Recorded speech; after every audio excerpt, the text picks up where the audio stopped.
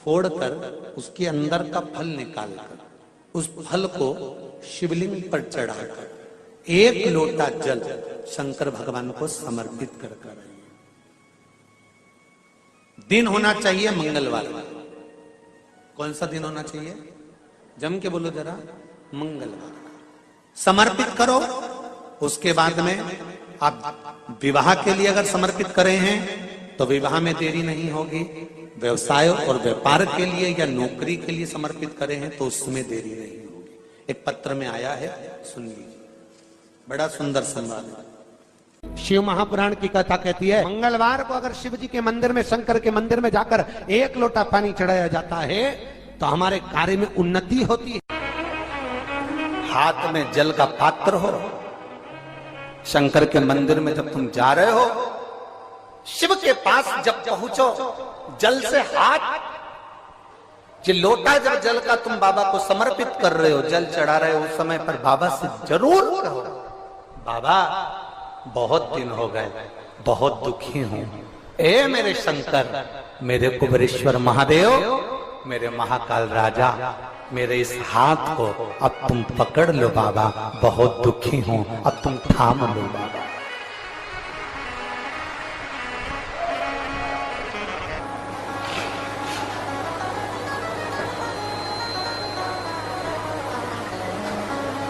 शिव महापुराण की कथा यहां तक कहती है कि यदि आप कोई मंत्र, साधना, व्रत, उपास कुछ भी नहीं जानते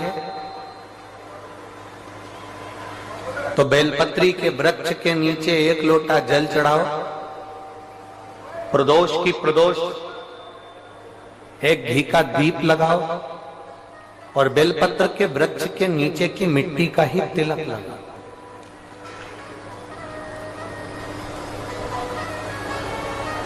बेलपत्र के वृक्ष के नीचे की ही मिट्टी का तिलक।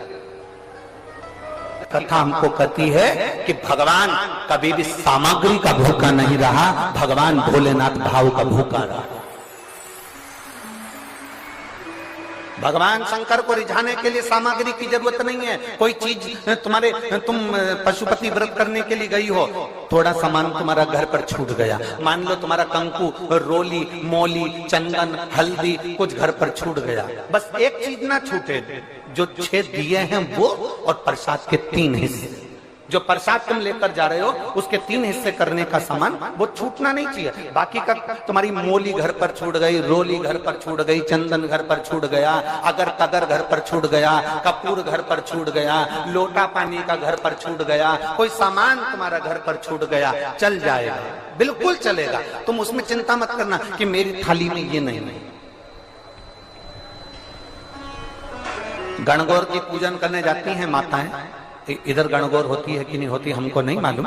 गणगौर की जब पूजन करने माता जाती हैं, तीज का पूजन करने जाती हैं, देवी का पूजन करने जाती हैं, चतुर्थी का पूजन करने जाती हैं, किसी देवी देवता का पूजन करने जाती हैं, पूजन की थाली में दूसरे की थाली में देखती हैं कि बहुत सारा सामान है, मेरी थाली में ये चीज नहीं है, तो उसको याद आती रहती है, मैंने तो भगवान को ये चढ़ाया ही नहीं, मैं तो भगवान को ये दे ही नहीं पाई, मैं तो भगवान को ये दे नहीं पाई, मेरे पास तो ये सामान है ही नहीं, उसकी चिंता में लग जाती है। शिव महापुराण की कथा कहती है, जो देवी देवता ने आपके हाथ से बुलवाना था वो सामान देवी देवता ने अपने हाथ से बुलवा लिया, अब चिंता करने की जरूरत नहीं।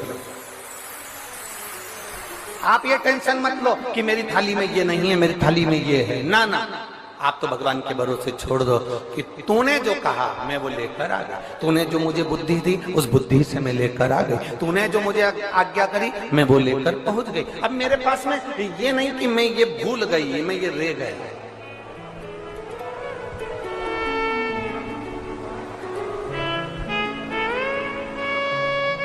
महाराज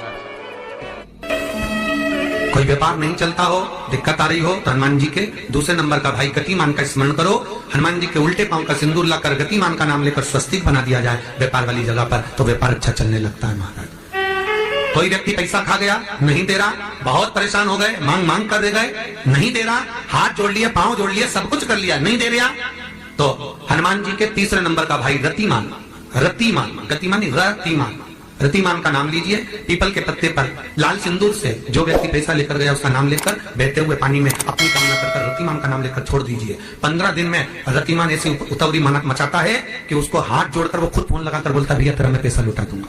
रतिमान का स्मरण किया जाता है। रतिमान, ध्यान दीजिएगा, पंचमुखी हनुमान का एक स्मरण, पंचमुखी हनुमान का एक भाव।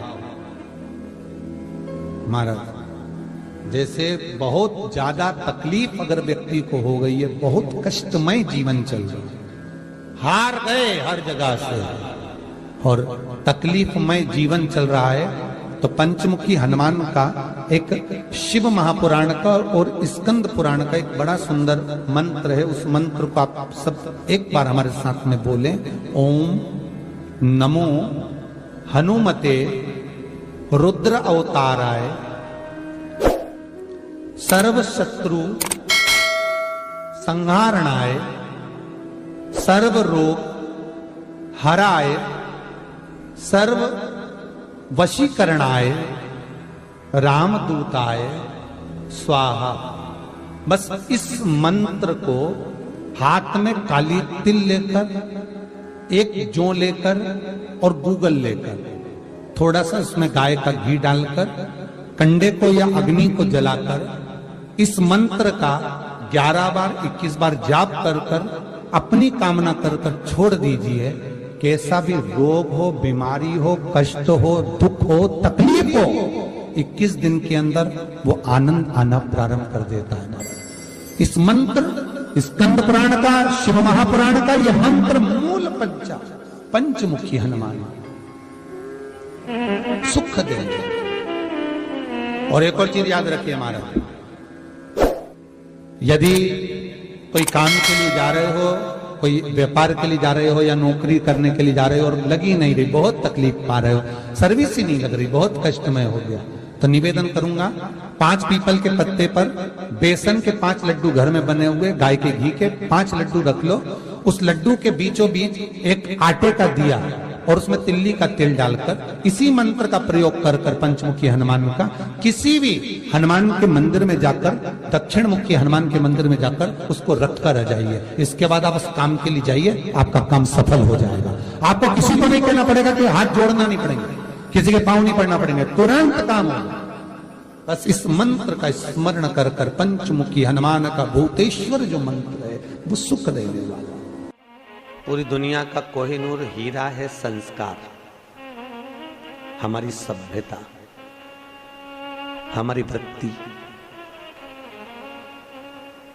माता पिता कितने अरमान से पढ़ाते लिखाते हैं। 20 वर्ष तक माता पिता पढ़ा लिखा कर बेटे को राम बनाने की चेष्टा करते हैं। कितने वर्ष तक? 20 वर्ष तक। और 20 दिन की कुसंगति बेटे को रावण बना देती है। वो 20 वर्ष पर पानी फिर गया।